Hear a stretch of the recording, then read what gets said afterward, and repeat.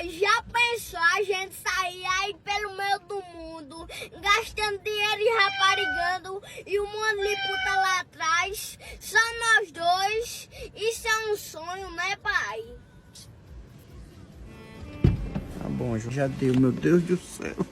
Não aguento não isso.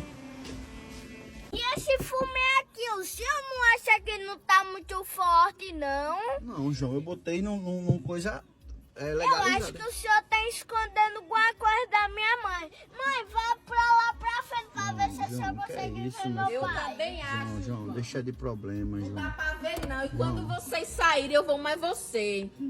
Vocês, viu? João, meu filho, rapaz. Comigo não, com meu pai. João, não diga isso Pra não, que meu esse filho. fumê mesmo, hein? Pra João. esconder o que de Eu mim? sei do carro. Não, fica aqui. Não, você vai ficar aí. Você fica. Você, eu vou esconder o que é de sua mãe, João. Tem o que pra esconder dela, João.